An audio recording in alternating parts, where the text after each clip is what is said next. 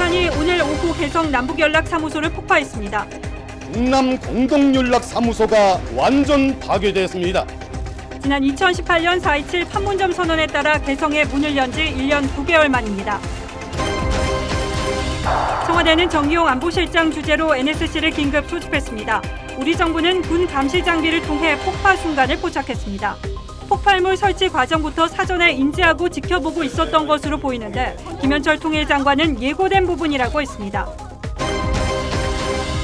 오늘 폭파는 김여정이 담화문을 통해 예고한 지 사흘 만입니다. 폭파엔 군이 동원된 것으로 파악되는데 김여정이 군부를 장악한 것인지 전문가 의견 들어봅니다.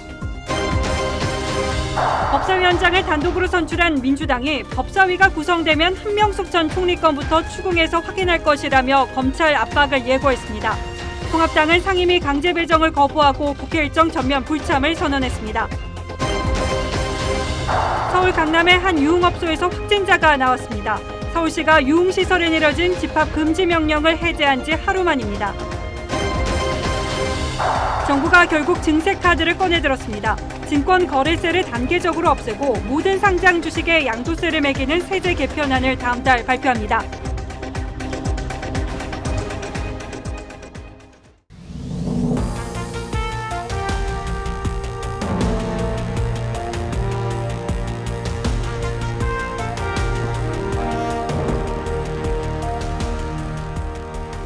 여러분 안녕하십니까? 뉴스9의 신동욱입니다. 북한이 오늘 오후 개성 남북 공동연락사무소 건물을 폭파했습니다. 접경 지역에서는 큰 폭발음이 들렸고 폭파된 건물에서 연기가 치솟는 모습도 목격됐습니다. 김여정이 폭발을 예고한 지 사흘 만입니다. 그리고 어제 문재인 대통령의 대북 유화 메시지가 나오자마자 북한은 기다렸다는 듯 공동연락사무소를 파괴했습니다. 이 상징적인 조치로 문재인 정부의 대북 정책이 사실상 파산했다는 평가가 나오고 있습니다. 그리고 앞으로 북한의 어떤 도발이 이어질지 긴장을 늦출 수 없는 상황이 됐습니다. 고서정 기자가 먼저 보도합니다. 북한이 오늘 오후 2시 49분 남북 공동연락사무소를 폭파했다고 통일부가 밝혔습니다. 김여정 제1부부장이 담화에서 남북 연락사무소 파괴를 예고한 지 사흘 만이자 개소 19개월 만입니다. 북한 조선중앙TV는 오늘 오후 5시쯤 연락사무소 폭파 사실을 확인했습니다. 16일 14시 50분 요란한 폭음과 함께 북남 공동연락사무소가 비참하게 파괴됐습니다. 조선중앙통신도 남북 공동연락사무소를 완전 파괴시키는 조치를 실행했다고 전했습니다. 폭발음과 연기는 접경 지역에서도 목격됐습니다. 오늘 북한의 행위는 남북 공동연락사무소 설치를 합의한 판문점 선언을 사실상 파기한 것으로 볼 수 있습니다. 전문가들도 북한의 명백한 도발이라고 분석했습니다. 한국의 재산이잖아요. 정부 재산이잖아요. 그렇죠. 그 재산권을 침해한 것은 분명하고 그것은 분명한 도발은 확실한 거죠. 정부는 폭파 50여 분 뒤 남북 연락사무소에 대한 전기 공급을 중단했습니다. 판문점 선언의 가시적 성과물인 연락사무소 폭파로 남북 관계는 2년 전 갈등 상황으로 돌아가게 됐습니다. TV조선 고서정입니다. 우리 군은 김여정 부부장이 연락사무소 폭파를 예고한 순간부터 개성 지역을 예의주시해 왔습니다. 군이 폭파 당시 영상을 공개했는데 연락사무소뿐 아니라 바로 옆에 개성공단 지원센터 건물이 함께 무너져 내리는 모습이 생생하게 잡혔습니다. 이로써 개성공단 재개 역시 당분간은 기대하기 어렵게 됐습니다. 이채현 기자가 보도합니다. 군이 열상 감시 장비 TOD로 촬영한 37초 분량 영상입니다. 개성연락사무소 내부 4곳에서 화염이 뿜어져 나오더니 3초 만에 건물이 형체 없이 무너져 내립니다. 이 충격으로 옆에 있던 15층짜리 개성공단 지원센터 외벽도 우수수 무너져 내렸습니다. TNT에 좀 가깝게 이렇게 보여요. 연기가 이제 검은색을 보이고 있거든요. 군사용 TNT를 많이 보유하고 있기 때문에 전파하려는 그런 의지로 봐가지고는 500파운드 정도 이렇게 추정이 됩니다. 기둥마다 TNT를 설치해서 건물을 폭삭 주저앉게 하는 방식이에요. 개성공단 옆에 시설 전혀 고려하지 않고 과대하게 폭격을 쓴 것 같습니다. 지난 2018년 남북이 비무장지대 평화지대화를 위해 최전방 초소 시범 철수를 할 때 사용한 게 TNT입니다. 이번 연락사무소 폭파로 사실상 개성공단 내의 관리동 구역은 전부 사용하기 어려워질 것으로 보입니다. 김여정 제1부부장은 앞서 개성공단 완전 철거도 언급한 적이 있습니다. 군 관계자는 사흘 전 김여정의 폭파 경고가 나온 후 24시간 해당 건물을 주시하고 있었다고 전했습니다. TV조선 이채연입니다. 오늘 폭파된 남북연락사무소는 지난 2018년 판문점 남북 정상회담 합의로 문을 연 곳입니다. 사무소를 짓고 그동안 운영하는데 우리 국민 세금 340억 원이 들어갔는데 보신 것처럼 오늘 잿더미로 변했습니다. 남북 관계 개선을 바라는 국민들의 염원도 자존심도 함께 무너져 내렸습니다. 이태영 기자가 이어서 보도합니다. 지난 2018년 9월 14일 조명균 당시 통일부 장관과 북한 리성권 당시 조평통미원장이 밝은 표정으로 남북연락사무소 공식 개소를 선언합니다. 공동연락사무소의 개소는 북과 남이 우리 민족끼리의 자양분으로 거두어들인 알찬 열매라고 말할 수 있습니다. 황해북도 개성시에 위치한 남북공동연락사무소는 일종의 외교 공간인 우리 측 자산입니다. 4.27 판문점 선언 1조 3항에 따라 개성 지역에 사무소 설치가 추진됐습니다. 4층 규모로 세워진 연락사무소는 문재인 정부 대북 정책의 상징물로 꼽혀왔습니다. 토지는 북한이 제공하고 우리 정부가 건물을 지었는데 지난 2005년 80억 원을 들여 지은 기존 남북교류협력협의사무소의 건물에 우리 정부가 97여 원을 들여 보수하면서 모두 177여 원의 예산이 들어갔습니다. 2018년 개소 이후에도 운영비로만 1년 9개월 동안 160억 원이 쓰이면서 총 340억 원의 우리 세금이 들어갔습니다. 당시 통일부는 개소 초기 비용 일부인 8,600만 원만 승인을 받았지만 100배가 넘는 97억 원을 사용한 데다 신축 비용보다 보수 비용을 더 쓰면서 대북 제재 위반 논란에 휩싸이기도 했습니다. TV조선 이태웅입니다. 그런데 북한은 그동안 여러 차례 사무소를 폐쇄하겠다, 철거하겠다 협박을 이어왔습니다. 남북관계 개선을 위한 양측의 전진기지 역할을 하리라는 기대와 달리 사실상 관계 개선의 볼모로 잡혀 있었던 셈이죠. 그나마도 올 초부터는 코로나19를 핑계로 운영을 중단한 상태였습니다. 지선호 기자가 취재했습니다. 북한은 이번 달 초 예고 없이 우리 측이 남북 연락사무소로 건 전화를 받지 않았습니다. 코로나19를 이유로 지난 1월 말부터 연락사무소 운영을 중단하긴 했지만 2018년 9월 개소 이후 북한이 연락을 받지 않은 건 처음이었습니다. 북한은 지난해부터 연락사무소를 볼모로 우리 정부를 흔들었습니다. 지난해 2월 하노이 미북 회담 결렬 이후 차관급인 연락소장 회의는 한 번도 열리지 않았습니다. 우리 측 소장인 천혜성 차관 혼자 자리를 지키기도 했습니다. 남측 소장으로서 평소대로 개성 남북 공동연락사무소로 정상 출근해서 근무를 하고 있습니다. 오늘 소장 회의는 개최하지 않으며 연락사무소 북한 인력이 갑자기 철수했다가 뚜렷한 설명 없이 다시 출근한 일도 있었습니다. 지난해 5월엔 김현철 통일부 장관이 직접 개성을 찾았지만 소득은 없었습니다. 연락사무소의 기능을 좀 정상화하자고 얘기를 했고 북측도 이 남북공동선언 이행에 대한 확고한 의지가 있다. 얼굴을 맞대고 소통을 이어갔던 남북연락사무소가 형체도 없이 사라지면서 문재인 정부의 남북 관계가 새로운 변곡점을 맞게 됐습니다. TV조선 지선호입니다. 그럼 지금 접경 지역의 분위기는 어떤지 파주 통일대교에 나가 있는 취재기자를 연결하도록 하겠습니다. 자, 배상윤 기자. 네, 저는 지금 파주 통일대교에 나와 있습니다. 자, 접경 지역에서는 폭발음까지 들렸다고 하는데 주민들이 많이 놀랐겠죠. 지금 통행은 어떻습니까? 네, 개성으로 가는 길목인 이곳 통일대교는 오늘 낮부터 검문과 출입 통제가 강화되면서 긴장감이 감돌고 있습니다. 비무장지대 안쪽인 이곳 파주 대성동 주민들 외에는 출입이 전면 중단됐습니다. 파주 대성동과 통일천 등에 거주하고 있는 주민들은 현재 집으로 대피한 채 뉴스에 귀를 기울이고 있습니다. 오늘 폭발음과 검은 연기는 최전방 대성동 마을에서도 포착됐습니다. 한 주민은 폭발음이 2번 들린 뒤 검은 용기가 솟아올랐다고 당시 상황을 전했습니다. 곧이어 대성동 마을에도 긴급 대피 명령이 내려졌다고 전했습니다. 대성동 초등학교 전교생과 직원 50여 명은 북한의 남북 연락사무소 폭파 소식이 알려진 뒤 모두 집으로 돌아갔고, 민간인 통제선 안에서 농사를 짓던 주민들도 서둘러 빠져나왔습니다. 접경지 주민들은 돼지열병과 코로나19 여파에 이어 남북 관계까지 악화되면서 앞으로 경제활동이 더 어려워질 것을 걱정하고 있습니다. 휴전선과 가까이에 있는 파주시도 바짝 긴장하고 있습니다.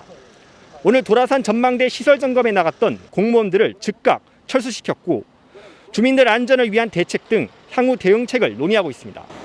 지금까지 통일대교에서 TV조선 배상윤입니다.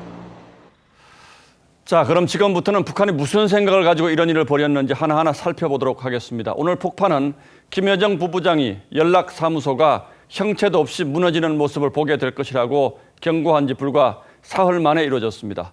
물론 최종 허가는 오빠인 김정은 위원장이 했을 가능성이 높습니다만 김 부부장의 달라진 위상에 관심이 쏠리고 있습니다. 황정민 기자입니다. 지난 13일 김여정 노동당 제1부부장은 남북공동연락사무소 폭파를 경고했습니다. 탈북단체의 대북전단 살포에 항의하며 멀지 않아 쓸모없는 남북연락사무소가 형체도 없이 무너지는 비참한 광경을 보게 될 거라고 예고하면서 다음 대적행동 행사권을 인민군 총참모부에 넘긴다고 했습니다. 그런데 사흘 만에 북한군이 담화 내용을 행동으로 옮긴 겁니다. 이런 상황 때문에 김여정이 북한군에도 확실한 영향력을 갖는 후계자 지위에 오른 게 아니냐는 관측도 나왔습니다.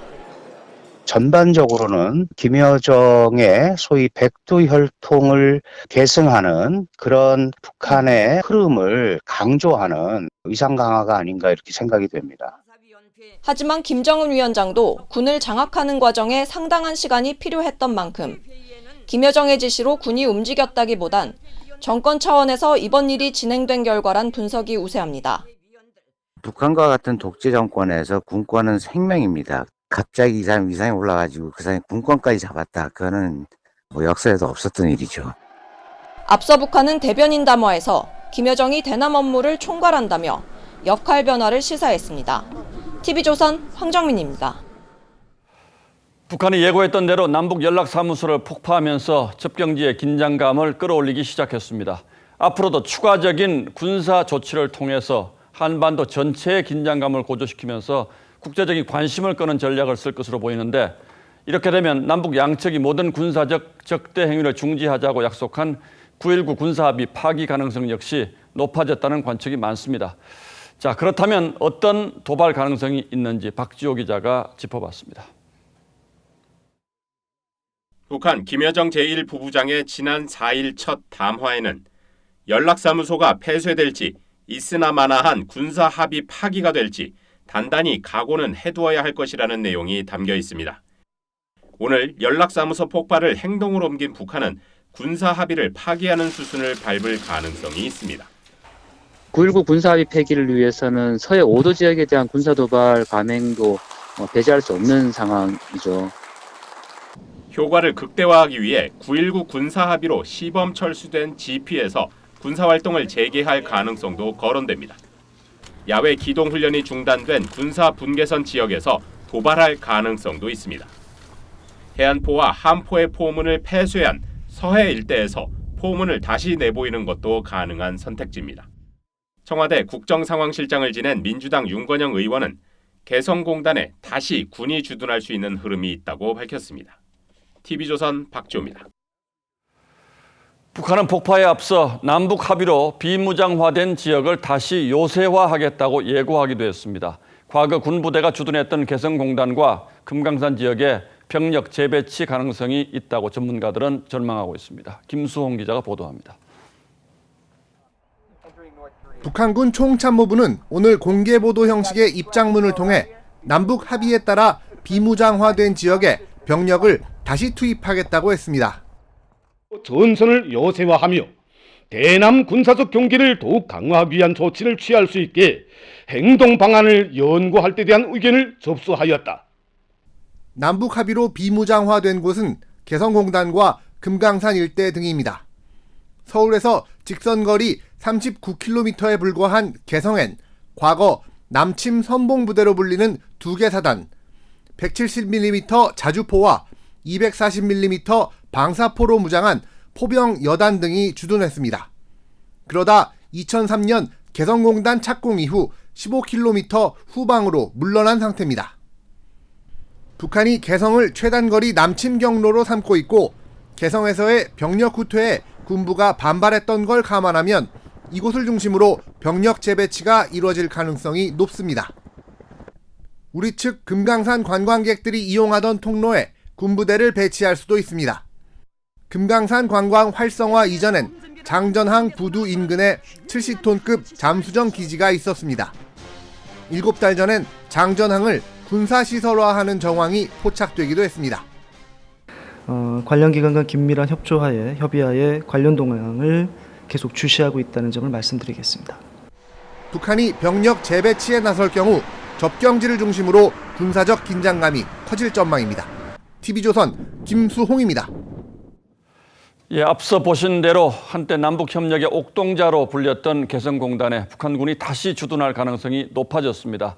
그동안 남북관계 부침에 따라서 굴곡졌던 개성공단이 이제 역사 속으로 사라지게 될지도 모르는 착잡한 마음으로 오늘의 포커스를 마쳤습니다. 2003년 6월 착공을 시작해 다음 해 완성된 개성공단.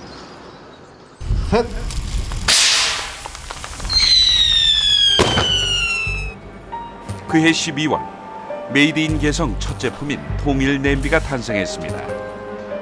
한때 124개 기업이 입주했고 생산량도 6천억 원어치에 달했습니다. 5만 4천 명의 북한 근로자에게 지급된 임금만 매년 1억 달러였습니다.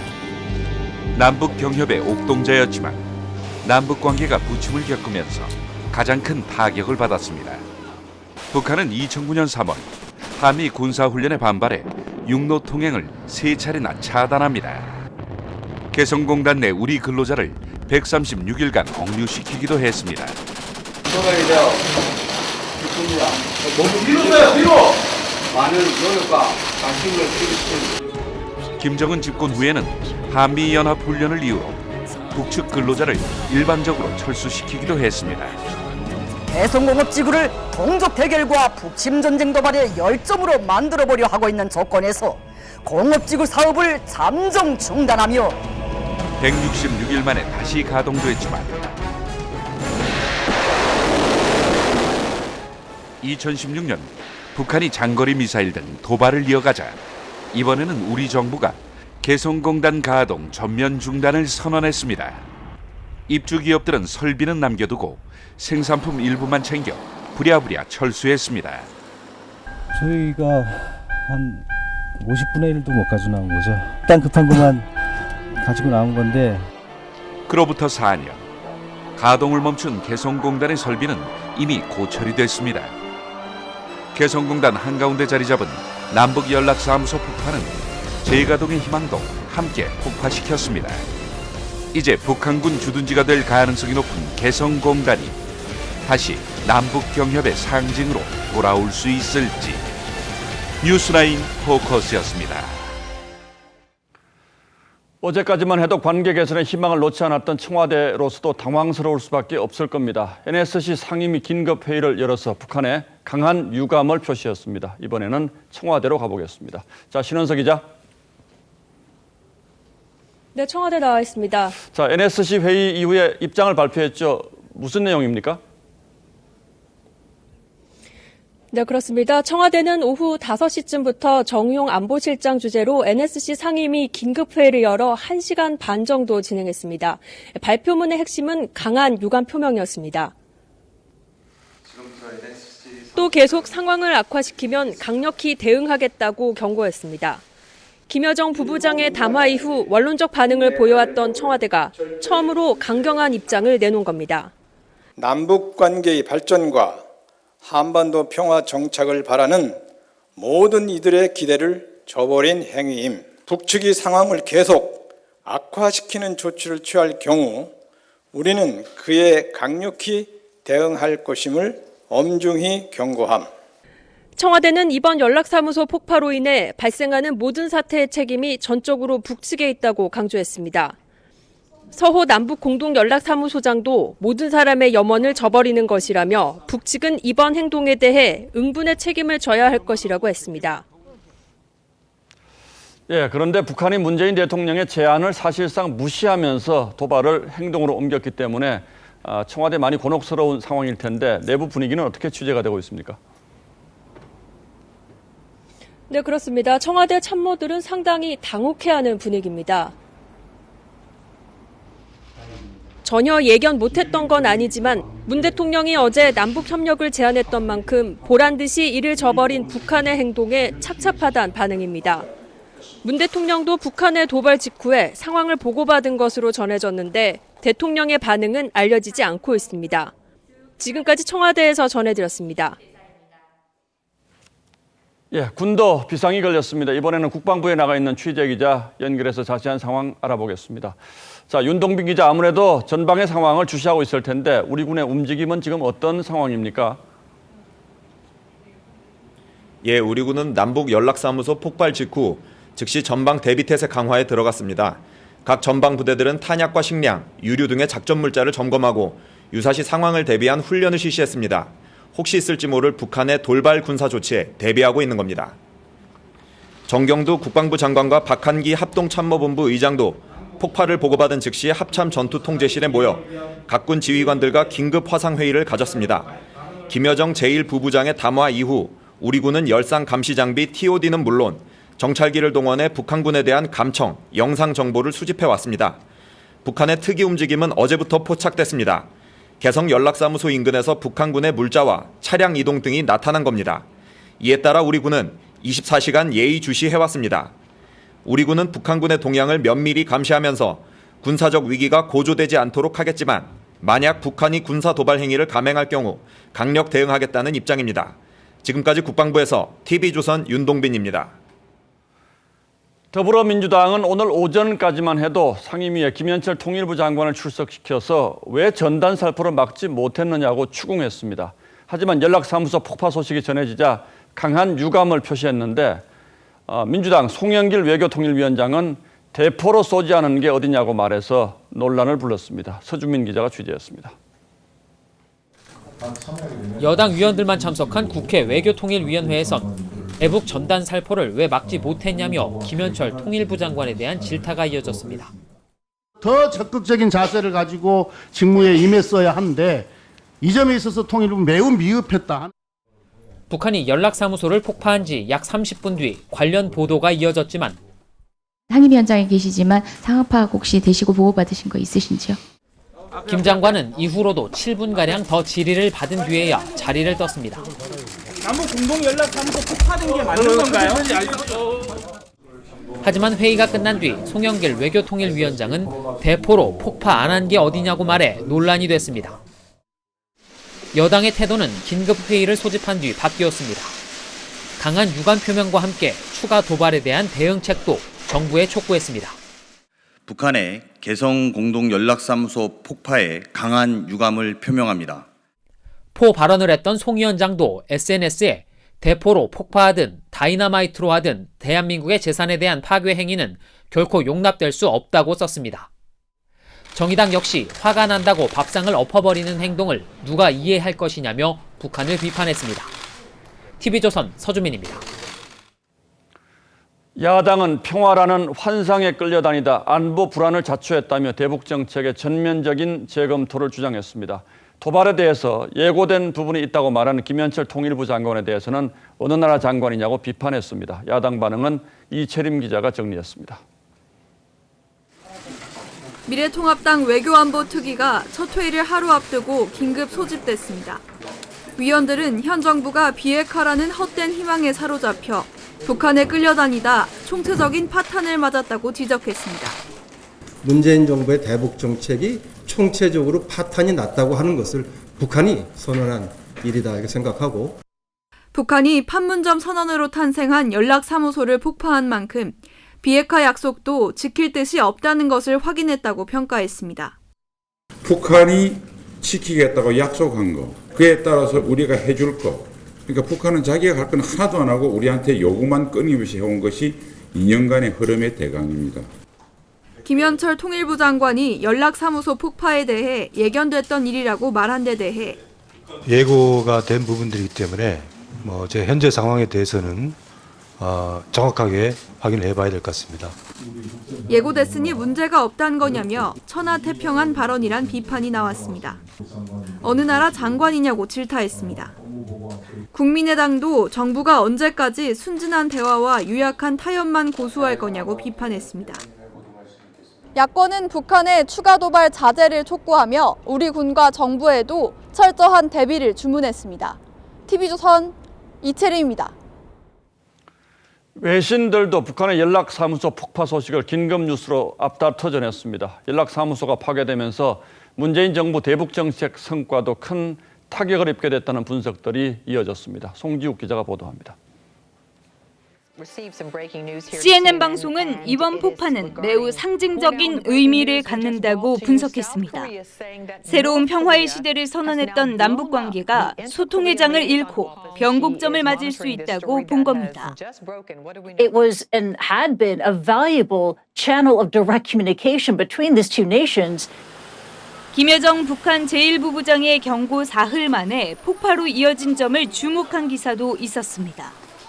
요미우리 신문은 코로나19로 경제 타격이 심각한 가운데 대외적으로 강경한 자세를 과시해 내부 결속을 강화하려는 의도라고 해석했습니다. 아사히 신문은 판문점 선언에 따라 만들어진 점에 주목하면서 문재인 정부로서는 대북 정책 성과의 상징에 큰 타격을 입게 됐다고 평가했습니다. CNBC 방송은 미국의 대북 제재 때문에 경제 협력을 못한 것에 대한 좌절감의 표시라고 전했습니다. 중국 외교부는 평화를 원한다면서도 연락사무소 폭파에 대해선 상황을 잘 모른다고 말을 아꼈습니다. 朝鲜和韩国是同一民族，作为近邻，中国一贯希望朝鲜半岛保持和平与稳定。 일본 정부는 미국, 한국과 긴밀히 협력하면서 정세를 주시하고 있다는 입장을 내놨습니다. TV조선 송지욱입니다. 자, 이렇게 되면 문재인 정부가 그동안 추구해온 남북 관계에도 근본적인 변화가 불가피해졌습니다. 북한이 왜 이렇게 이 시기에 극단적인 선택을 했는지, 또 앞으로 한반도 안보 상황은 어떻게 달라질 것인지 신범철 한국 국가전략연구원 외교안보센터장에게 자세히 좀 물어보도록 하겠습니다. 자, 어서 오십시오. 오늘 바쁘셨죠? 네. 자, 지금 상황을 보면 북한이 김여정의 지휘 아래 어떤 계획, 일정을 세워놓고 그대로 실행해 나가고 있는 듯한 이런 느낌을 받는데 북한이 이렇게 나오는 이유는 뭐라고 보십니까? 기본적으로 대남, 대미 강경 정책을 전략적으로 구상하고 그것에 따라서 단계적으로 전개하고 있다고 봅니다. 예. 그렇지 않고선 이렇게 신속하게 강경 조치들이 일관되게 이루어지기는 쉽지 않다. 그런 점에서는 이것이 어느 일회성, 대남 전단 문제로 시작된 것이 아니라 북한이 전반적으로 분위기 자체를 강경 정책으로 가져가면서 한국을 압박하려 한다. 그렇게 이해하는 것이 맞다고 봅니다. 그러니까 앞으로 우리가 어떤 형식으로 달래려고 한다고 하더라도 북한은 그들이 정해놓은 수순에 따라서 당분간은 행동할 가능성이 높다 이렇게 봐야 되겠습니까? 예, 그렇게 봅니다. 기본적으로 북미 관계를 먼저 구상해 놓고 남북 관계는 그 미북 관계의 종속 변수로서 활용하는 측면이 보이는데요. 올해 연초부터 대미 정면 돌파전 강경 정책을 구상하고 사실은 언제 대남 강경 정책이 올까가 관심이었는데 코로나19로 인해서 나름대로 좀 시기를 조절했던 것 같아요. 그러면서 이제 6월이 되면서 본격적으로 대남 강경 정책을 전개한다. 이 과정에서 한국 정부의 반응은 북한은 개의치 않는 모습을 보이고 있습니다. 자, 물론 김정은 위원장이 뒤에 있긴 하겠습니다만 김여정이 이번에는 총연출자로 나선 그런 분위기잖아요. 그리고 군도 군의 어떤 지시를 하는 듯한 모습도 지금 포착이 됐는데 이건 어떤 의미가, 김여정을 내세운 데는 어떤 의미가 있다고 보십니까? 의도적으로 김여정의 위상을 높여주고 있다고 봐요. 사실은 이해가 되지 않는 측면인데 예. 북한에서는 2인자를 허용하지 않아 왔거든요. 그런데 김여정 2인자설이 계속해서 제기됨에도 불구하고 김정은은 김여정의 위상을 높여주고 있다. 이러다가 정말 군의 대장 칭호라도 받게 된다면은 전례 없던 북한의 2인자가 탄생할지도 모른다는 생각을 하게 됩니다. 자, 과거에 북한의 이런 행동의 패턴을 보면 어쨌든 한번 시작하면 긴장의 강도를 끝까지 최고조로 끌어올린 올려온 것이 이제 과거 북한 행동의 패턴인데 이렇게 되면 어떤 형태로든 뭐 군사적 도발이 됐던 긴장을 극도로 고조시키는 이런 행동들을 좀 할 가능성이 있다고 보시는지요? 예, 뭐 이미 그들 스스로 이야기를 했잖아요. 9.19 판문점 군사 분야 부속 합의서를 갖다가 폐기할 수 있다. 그러면 그것과 관련된 도발들이 예상되는 거죠. GP에 다시 전개한다거나 개성공단이나 금강산 지역에 군부대를 배치하거나 나아가서는 NLL 지역에 해안포를 발사한다거나 이 정도의 도발이 예상되는 측면이 있는데 우리가 준비를 하면 됩니다. 대비태세가 확고하게 돼 있다면 북한의 도발은 우리가 충분히 억제할 수 있는 거죠. 다만 여기 한 가지 전제가 좋습니다. 군에게 맡겨야 됩니다.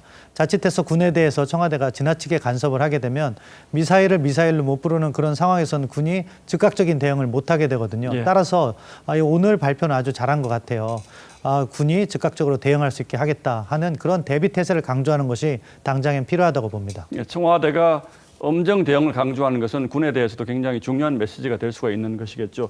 자, 그런데 어제 하나 좀 의아스러운 것은 문재인 대통령이 물론 6.15 20주년 뭐 메시지라는 측면이 있습니다만은 당시 김대중 전 대통령이 맸던 넥타이도 메고 또 여러 가지 그 메시지 발표의 형식을 북한을 배려한 화해 메시지가 많지 않았습니까? 그런데 오늘 바로 이제 이런 상황이 벌어지고 나니까 우리 정부가 과연 얼마나 알았을까 이런 궁금증이 있어요. 어떻게 보십니까?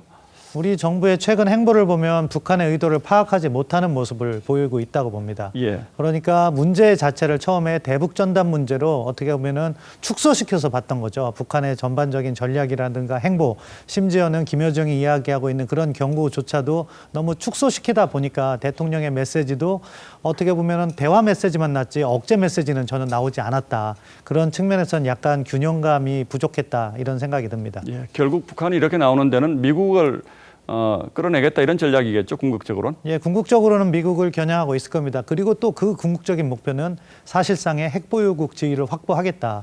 그것을 위해서 매진하고 있기 때문에 우리도 그러한 북한의 의도를 알고 그것을 막아야 하는 거죠. 자, 그렇게 본다면 지난 2년 동안 사실 참 우리가 뭘 했던가라는 참 뭘 했던가라는 이런 비감한 생각이 좀 저도 개인적으로는 드는데 자, 이렇게 되면 앞으로 어떻게 해야겠습니까? 역사에서 교훈을 얻어야죠. 지금 그 교훈이라는 것은 결국 북한의 실질적인 비핵화 조치가 수반되지 않는 관계 개선은 사상 누각에 불과하다. 결국 모래 위에 지은 집이다. 언제든지 원점으로 돌아갈 수 있다는 점을 우리가 알아야 되는 거고요. 그런 부분에서 과연 지난 2년 동안 얼마나 솔직했는지, 과연 김정은 위원장의 비핵화 의지를 확인했다는 말이 진정한 것인지 그런 부분도 하나하나씩 따져보면서 정부가 새로운 정책을 구상해야 된다고 봅니다. 예, 잘 알겠습니다. 자, 신범철 박사 잘 들었습니다. 고맙습니다.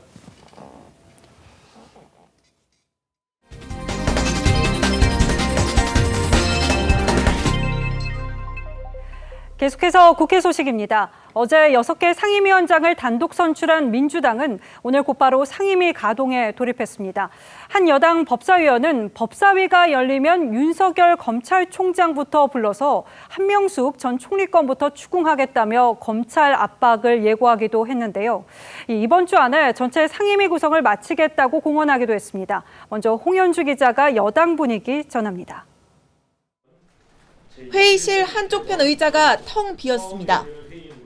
책상엔 이미 배정된 미래통합당 위원들의 명패가 놓였습니다. 오늘 법사위와 외통위, 산자위 등 3개 상임위가 열렸지만 통합당은 모두 불참했습니다. 일부 의원님들께서 불참하신 가운데 열게 돼서 국민 여러분께 송구스럽게 생각합니다. 민주당 김태년 원내대표는 이번 주 안에 원구성을 마무리하겠다는 입장을 재확인했습니다. 나머지 12개 상임위원장도 통합당 참여 여부와 상관없이 선출하겠다는 겁니다. 법사위에 배정된 김종민 의원은 윤석열 검찰총장의 한명숙 전 총리 사건 감찰 제동 의혹부터 추궁하겠다고 했습니다. 바로 이것부터 그러면 지금 한번 추궁을 하실 계획이십니까?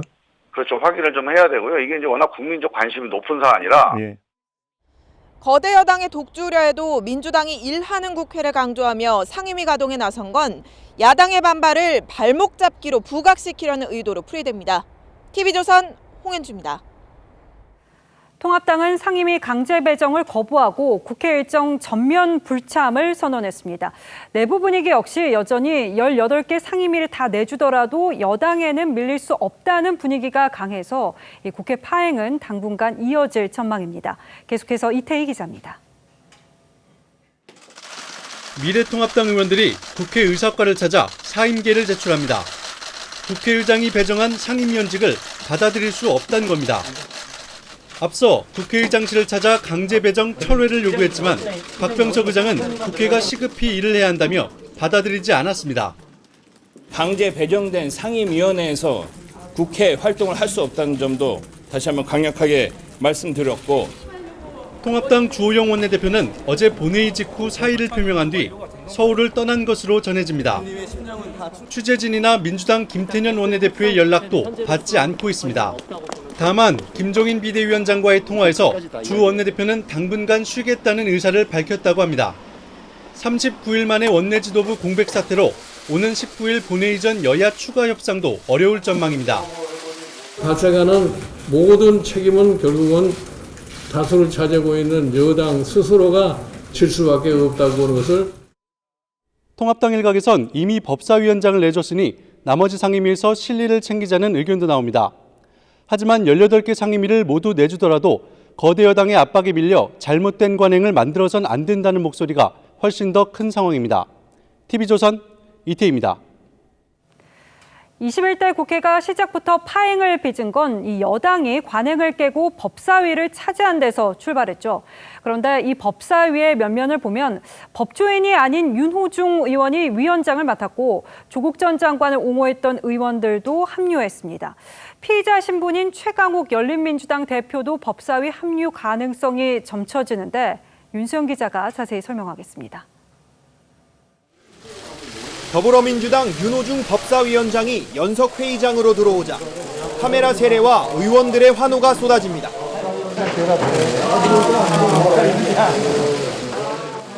이해찬 대표의 최측근으로 꼽히는 윤 위원장은 법조인 출신이 아니지만 여권이 추진하는 검찰 힘 빼기를 위해 정무적 역할을 맡았다는 분석이 나옵니다. 첫 번째로 법사위는 사법개혁과 검찰개혁을 마무리 짓겠습니다. 윤 위원장은 이런 우려에 대해 법은 법조문에 쓰인 대로 하면 되기 때문에 제일 쉽다고 했습니다. 조국 전 장관을 옹호했던 김남국, 김용민 의원도 법사위에 합류했습니다. 검찰개혁에 대한 강력한 국민들의 요구를 저 역시 그대로 잘 받들어서 검찰개혁, 중단 없는 검찰개혁이 진행되도록 최선을 다해서. 열린민주당에선 최강욱 대표 대신 김진애 원내대표가 합류했습니다.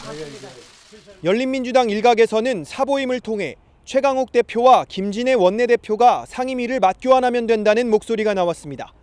하지만 당에서는 사보임을 논의한 적 없다면서 주어진 상황을 지켜보겠다고 밝혔습니다. TV조선 윤수영입니다. 부산 스쿨존에서 발생한 교통사고로 크게 다쳤던 6살 아이가 끝내 숨졌습니다. 이 아이의 사고에 앞서서 자동차끼리 첫 사고가 있었는데 두 운전자 모두 내 책임이 아니라는 주장입니다.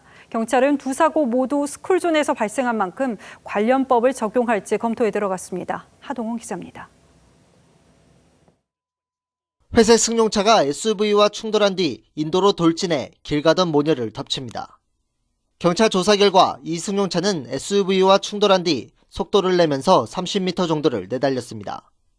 가해 차량 운전자인 60대 여성은 경찰 조사에서 첫 사고가 난 뒤 기억이 나지 않는다고 진술했습니다. SUV 운전자인 70대 남성은 인도 돌진 사고와의 연관성을 부인했습니다. 이 남성은 경찰 조사에서 살짝 받았는데 승용차가 과속으로 내려가다 사고를 냈다고 주장한 것으로 알려졌습니다. 경찰은 사고 관련 운전자 2명에 대해 일명 민식이법을 적용할지를 검토하고 있습니다. 지난 3월 말 시행된 민식이법은 스쿨존 안에서 어린이 사망이나 상해 사고를 일으킨 운전자를 가중처벌합니다. 일부 전문가들은 스쿨존에서 불법 좌회전한 SUV 운전자와 인도로 돌진한 승용차 운전자 모두 과실이 있다고 설명했습니다. 중앙선을 침범을 하여 좌회전을 했기 때문에 사고가 당해도 즉시 멈출 수 있는 그런 좀 상황이어야 되는데. 경찰은 가해 차량 운전자인 60대 여성을 다시 불러 조사하고 승용차가 SUV와 충돌한 뒤 속도가 빨라진 원인 등을 확인할 계획입니다. TV조선 하동훈입니다. 코로나 사태는 불안불안한 상황이 계속되고 있습니다. 이 서울 강남의 한 유흥업소에서 확진자가 나왔습니다. 그러니까 서울시가 유흥업소 등의 영업 재개를 허용한 바로 당일 확진자가 나온 건데 경기도에서는 고등학교 교사가 확진 판정을 받았습니다. 권용민 기자가 보도합니다. 서울 강남의 한 유흥업소. 서울시가 어제 저녁 6시부터 클럽을 제외한 일반 유흥시설의 집합 금지 명령을 해제하면서 다시 문을 열었습니다.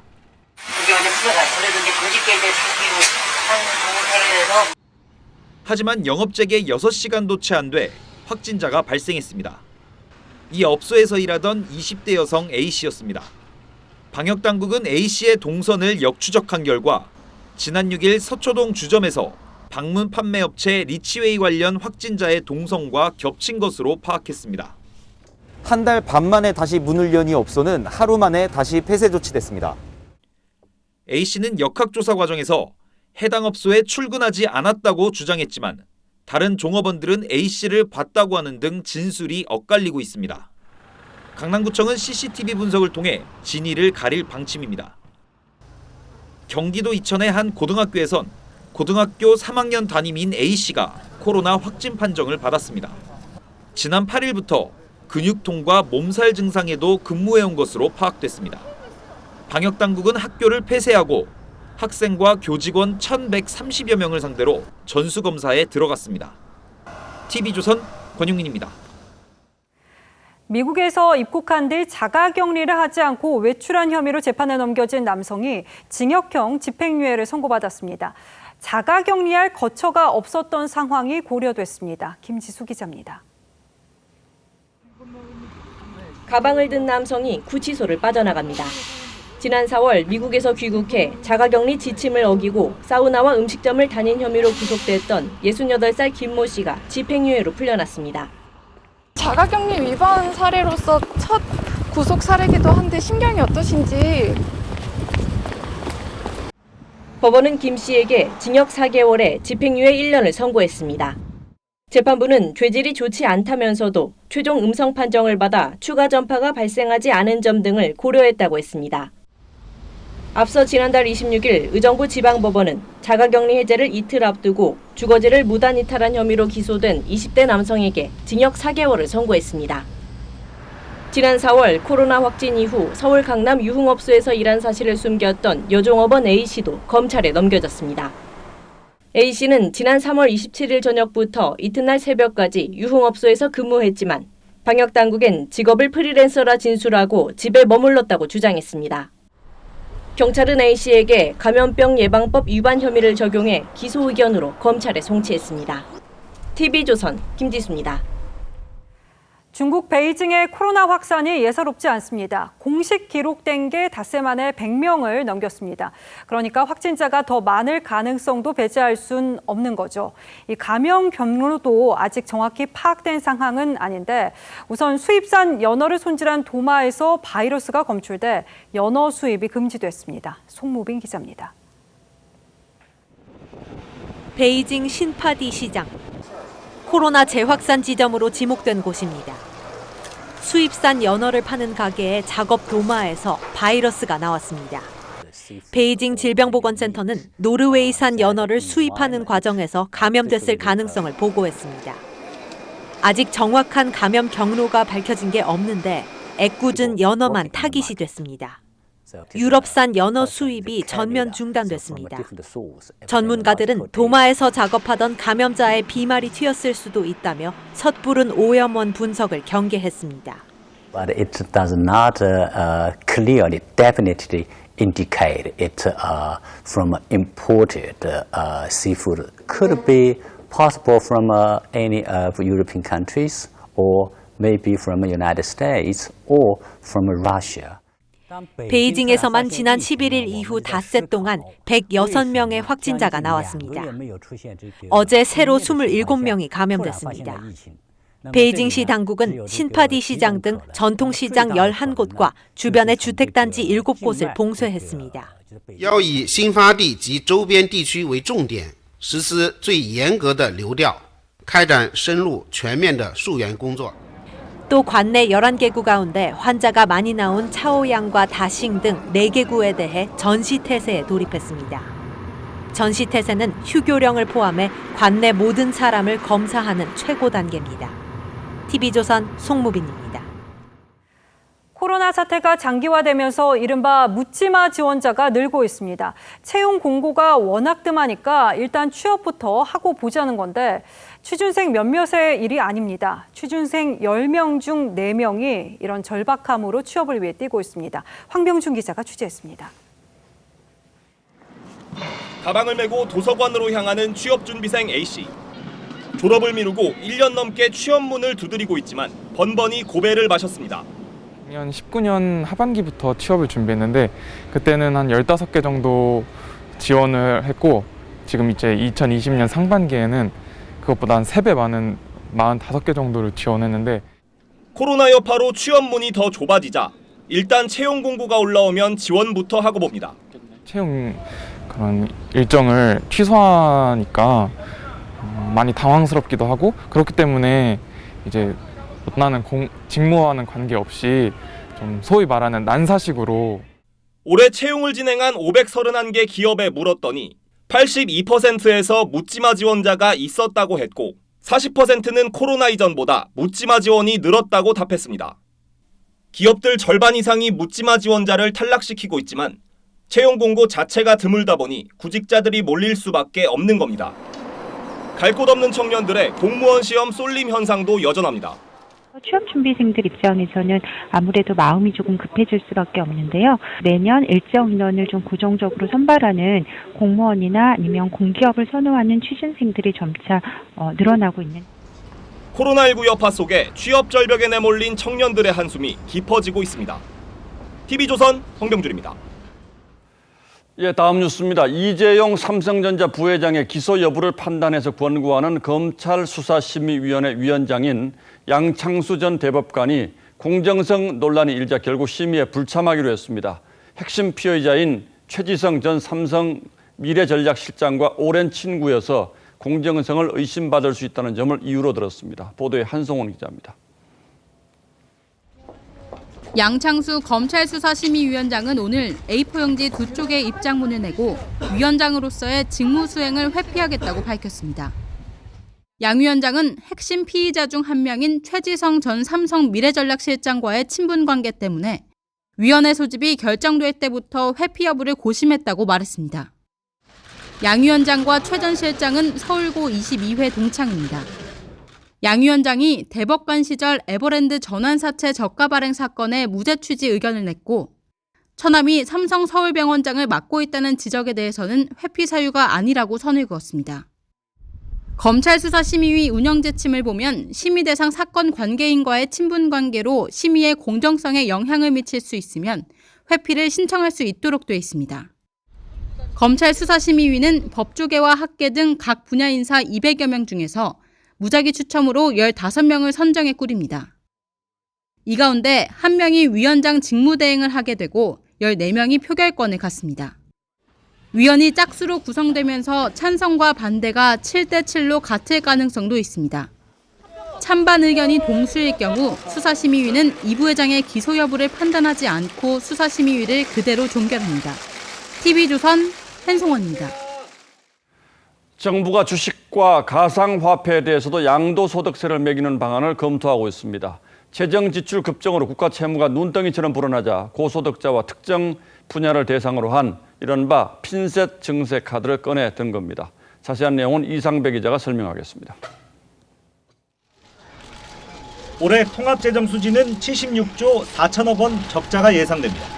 지난해 728조 원대였던 국가 채무도 1년 만에 111조 원 늘어 올해 말에는 840조 원에 이를 전망입니다.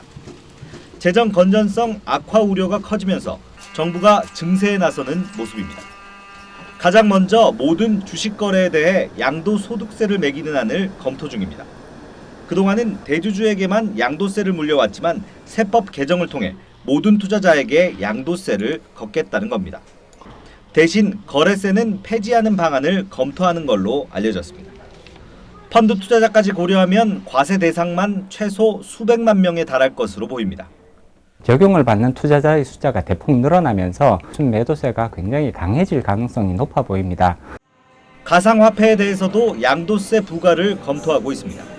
지난 3월 특정금융정보법 개정안이 국회를 통과하면서 가상화폐 거래 내역을 파악할 수 있게 됐는데 이를 활용해 세금을 걷겠다는 계획입니다. 형평성 논란이 있어온 액상 전자담배의 제세 부담금도 대폭 올릴 전망입니다. 증세를 통해서 모든 재정을 감당하기에는 현재 경제 여건이 악화되고 있고요. 또한 이것이 추가적인 경제 성장의 부담으로 작용할. 정부는 연구 용역을 거쳐 다음 달 말 세제 개편안을 발표할 계획입니다. TV조선 이상훈입니다. 코로나19 사태로 이번 학기 대학 수업이 제대로 이루어지지 못한 점을 감안해서 정부가 학생들에게 등록금의 일부를 돌려주는 방안을 추진하기로 했습니다. 정부가 예산을 편성해서 대학생들에게 직접 반환하는 방식이 될지 아니면 2학기 등록금을 깎아줄지 여러 방법을 두고 논의가 진행 중입니다. 최지원 기자입니다. 응답하라! 응답하라! 응답하라! 응답하라! 대학생들의 계속되는 등록금 반환 요구에 정세균 국무총리가 대학별 실태 파악과 대응 방안 마련을 지시했습니다. 교육부는 즉각 화답했지만 총리님 말씀과 취지에 맞춰서 구체적인 방안에 대해서는 여러 가지 검토를 하겠다. 등록금 반환 방식을 놓고 기재부와 갈등을 빚는 것으로 전해집니다. 애초 교육부는 연 8천억 원의 대학혁신 지원 사업에 예산 용도 제한을 푸는 등의 방식으로 대학이 학생들에게 직접 반환하는 방안을 검토했지만 학교의 자율성을 침해한다는 이유로 기재부가 반대한 것으로 알려졌습니다. 당정은 3차 추경안에 예산을 추가 편성해 대학생들에게 직접 지원하는 방안 등을 모색하고 있습니다. 민주당 관계자는 긴급재난지원금처럼 학생들에게 현금으로 직접 지원할지, 2학기 등록금을 감액할지 등 다양한 방안을 검토하고 있다고 했습니다. 여당은 임시국회가 종료되는 다음 달 5일 전에 3차 추경안을 반드시 통과시켜야 한다는 입장이어서 늦어도 다음 주 안에 관련 예산안 마련을 구체화해 발표한다는 계획입니다. TV조선 최재원입니다. 트럼프 대통령이 독일에 주둔한 미군을 줄이겠다고 밝혔습니다. 그러면서 다른 나라에도 해당된다고 했는데 북한과 긴장이 고조되는 상황에서 주한 미군과 진행 중인 방위비 협상에 어떤 영향을 미칠지 유혜림 기자입니다. 독일에 주둔 중인 미군은 3만 4천여 명입니다. 트럼프 대통령은 이를 2만 5천 명까지 줄이겠다고 밝혔습니다. 독일의 국방비 지출은 GDP 대비 1.36%인데 나토 회원국 기준인 2%에 못 미친다며 트럼프는 그동안 계속 불만을 표출해왔습니다. They're delinquent. That doesn't make sense. So I said we're going to bring down the soldier count to 25,000 soldiers. 그러면서 정작 우리에게 중요한 얘기를 지나가듯 툭 던졌습니다. And I'm not only talking about Germany, by the way. I'm talking about plenty of other countries. 방위비 분담금 협상이 난항인 상황이어서 주한미군을 줄일 수 있는 것 아니냐는 우려가 나옵니다. 우리 국방비 지출은 GDP 대비 2.6%로 독일보다 2배가량 많습니다. 주한미군은 미국 인도태평양 전략의 핵심입니다. 에스퍼 미 국방장관은 인도태평양 지역의 동맹을 강조하며 반중국 전선 참여를 요구하고 있습니다. 미국 국방수권법도 주한미군을 더 줄일 수 없도록 규정하고 있습니다. 최근 북한의 도발 수위도 예측 불허여서 방위비 협상의 카드로 사용할 상황도 아니라고 전문가들은 보고 있습니다. TV조선 유혜림입니다. 우리 프로축구 인기팀 서울과 수원이 올 시즌 보기 힘든 하락세를 겪고 있습니다. 경기장 안팎의 구설과 잡음이 원인인 걸까요? 장동욱 기자입니다. 쌍용, 이청용과 기성용 영입 실패에 이어 상암구장의 성인용 인형 논란까지 시즌 전부터 들렸던 서울의 잡음이 요즘에는 경기장 안에서도 계속되고 있습니다. 최근 3연패, 급기야 지난 대구전은 0대6 대피였습니다. 자책골도 2개를 내주며 굴욕적으로 무너졌습니다. 최용수 감독과 오랫동안 함께했던 전략가 김성재 수석 코치는 시즌 중 팀을 떠났습니다. 라이벌 수원도 상황은 비슷합니다. 6라운드까지 1승에 그치며 3경기 연속 무승입니다. 최근엔 국가대표 풀백 홍철을 울산에 판다는 이야기까지 나왔습니다. 서울과 수원의 주축인 박주영과 염기훈은 어느덧 30대 중반의 노장. 큰 영입도 없고 신선한 얼굴도 없는 두 팀은 나란히 강등권으로 떨어졌습니다. 한편 현대가의 양대 강팀인 전북과 울산은 지난해에 이어 나란히 1, 2위를 달리고 있습니다.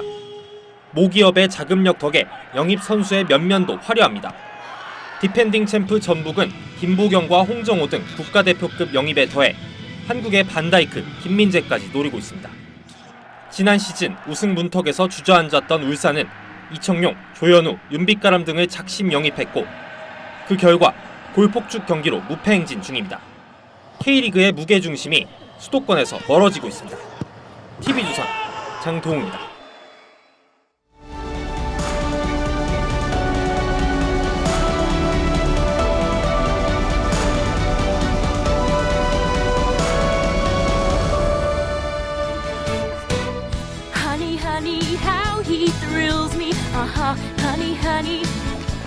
스웨덴 그룹 아바의 명곡들로 엮은 뮤지컬 영화 맘마미아입니다. 주인공이 옛 연인을 원망하며 노래하죠. The winner takes it all, the loser standing small beside. 아바의 승자 독식은 사랑하는 사람을 빼앗기고 혼자 남은 패자의 넋두리입니다. 하지만 승자가 모든 것을 차지하는 게임이 어디 남녀관계뿐이겠습니까? 주별 선거인단을 승자에게 몰아주는 미국 대선부터 은메달리스트가 눈물을 흘리는 시상대까지 도처에 1등만 기억하는 세상입니다. 그런데 승자 독식이라는 경쟁의 공식을 여지없이 깨뜨린 경연 프로그램도 있습니다. 미스터 트롯은 결승전 탑7은 물론 탈락자들까지 두루두루 스타가 됐습니다. 승자와 패자가 구분이 안 되고 구분하는 것 자체가 무의미합니다. 경쟁자들의 매력과 진심이 고루 조화롭게 어우러지도록 해서 모두가 이기는 윈윈 게임을 일궈낸 것이죠. 18개 국회 상임위원장 자리를 모두 가져가겠다던 민주당의 엄포가 아니었습니다. 1987년 민주화 이후 처음으로 제1야당을 배제하고 원구성을 시작해서 먼저 6개 상임위원장부터 차지했습니다. 대통령이 양당 원내대표를 초청해서 한 목소리로 협치를 말한 지 불과 18회 말입니다. 상임위원장 여야 배분은 그동안 하나의 불문율이었습니다. 2008년 당시 한나라당은 범여권을 포함해 개헌선을 넘는 202석을 확보했지만 81석의 민주당과 타협해서 법사위원장을 비롯한 7자리를 내준 바 있습니다.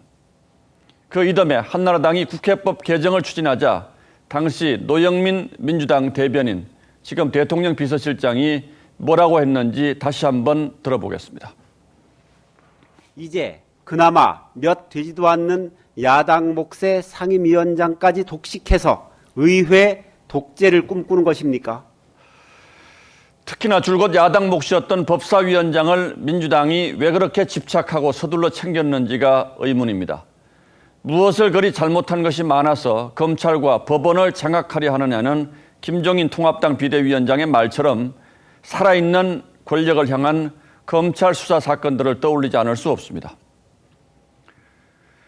아무리 경쟁이 치열한 사회라도 미스터 트롯이 해냈듯 아름다운 경쟁과 공존도 다 하기 나름입니다만 거대 여당에 혼자 달리기가 과연 어디까지 갈지 걱정스럽기만 합니다. 6월 16일 앵커의 시선은 내로남불 승자 독식이었습니다.